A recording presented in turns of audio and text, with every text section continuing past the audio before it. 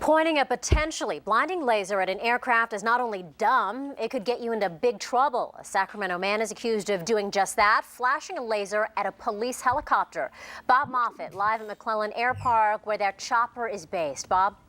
That's right. An arrest was made in the case last night, just off of Arden Way around midnight. Now, the police were chasing a suspected stolen vehicle. Then they had this happen, so they went after the person that was flashing the laser. They say it wasn't a kid, though. It was a 43-year-old man. They say he should have known better.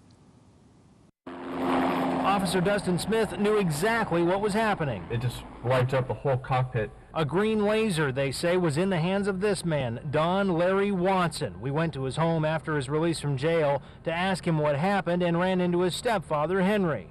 Yeah, he just got it last night.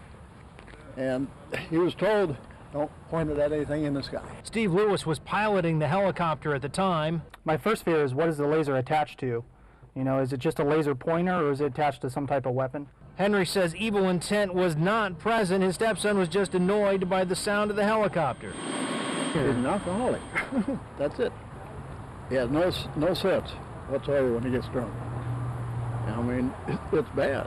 Alcoholic or not, Officer Smith says lasers put everyone near the aircraft in danger. We've gotten headaches from them, the temporary blindness. You know, obviously those are issues for us, especially with other aircraft around. On June 1st, the FAA announced that it would fine people up to $11,000 for shining a laser up to a milliwatt of power into an aircraft. That fine would be for interfering with the duties of a flight crew.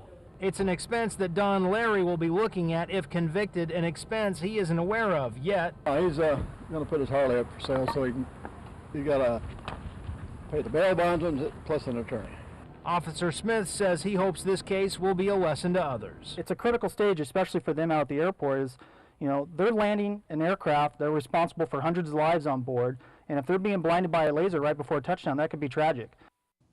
There were 8 reports this year so far at Sac International Airport of laser attacks, 7 all of last year. There are a couple of bills that have passed both the House and Senate, but they lack the same language, so lawmakers need to get that straightened out before that makes it a federal offense to shine a laser inside a cockpit.